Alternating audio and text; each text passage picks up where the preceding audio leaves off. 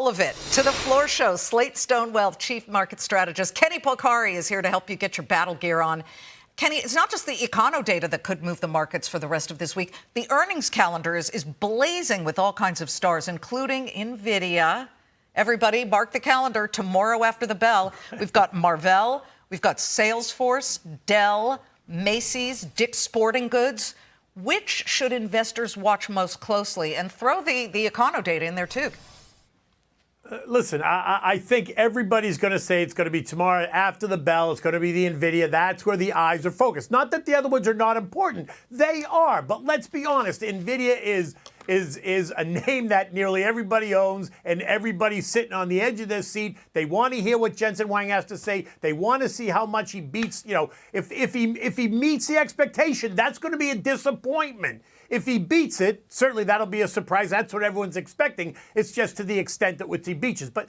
But that doesn't take away from Salesforce or any of the other ones that are, or Costco, any of the ones that are reporting this week at all. But if you're asking me, I clearly think all eyes are focused on Nvidia. Maybe because AI is still a huge energy producer for the stock market. I mean, look at the NASDAQ this week, up 9%. But Kenny, what about the econo data? Because if we start to see that inflation is rearing its head again, I'm not saying we are, but it's still rising at a rate of 2.3%. That's a problem. Right. Well, it's a problem. Listen, 2.3 is much better than 3.3 or 4.3 where it was, right? It's much closer to the 2% rate. But even at 2.3%, that's going to be down in the core number year over year from last month, which I think was 2.4%. So while it's still above the 2% number, it's still trending in the right direction, and that's a positive. I actually think if we don't see inflation, if we don't see the PCE surprise to the upside, that's going to just be another feather in Trump's cap. He's going to say, look, prices keep going lower. While it may not be there yet, but they're not going up. They are still trending lower, and that's going to be something that he's going to be able to hang his hat on. I don't think we're going to see a higher PCE number. I think it's going to come right as expected.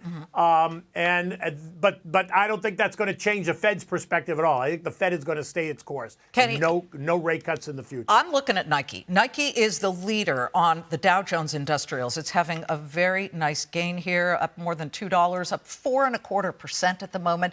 Do you think this is because, A, the reprieve from the tariff hammer coming down on the European Union, that may be very helpful because Nike has so much exposure, does it not, to tariffs and trade? So much is manufactured outside the U.S. Yeah, it does. I think what we're seeing today in the broad market is a direct result of, the decision yesterday or Sunday, whatever it was, that he was going to, delay those EU tariffs that he threatened on Friday going into the long weekend. So I think that's everything. Nike certainly is benefiting from that for sure. But I think broadly, like you said in your opening statement, the whole market is just on fire after that news hit the tape. Let's look at bond yields, because those were a huge problem last week and the end of the previous week. And Treasury yields are actually behaving, if you're one of those people who wants to see those yields come down. But we know, and there's so much ahead when it comes to rising yields, not necessarily the T-bills, which are well above 4%. But if you look at the 10-year and you look at the 30-year, 10-year right now is at 4.43%. That one is down, certainly. And then the 30-year became kind of important. That's still at 4.93%. Right.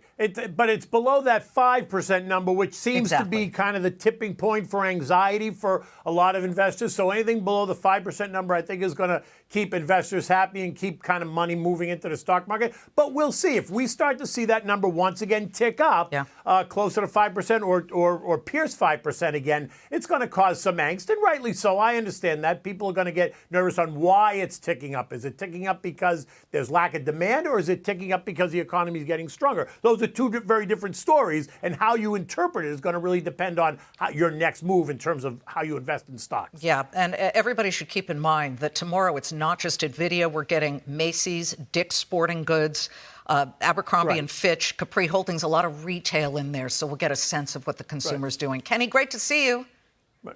Always a pleasure. Thanks, Liz. Kenny Polcari, the one, the only Polcari trader. Oh, the cheek.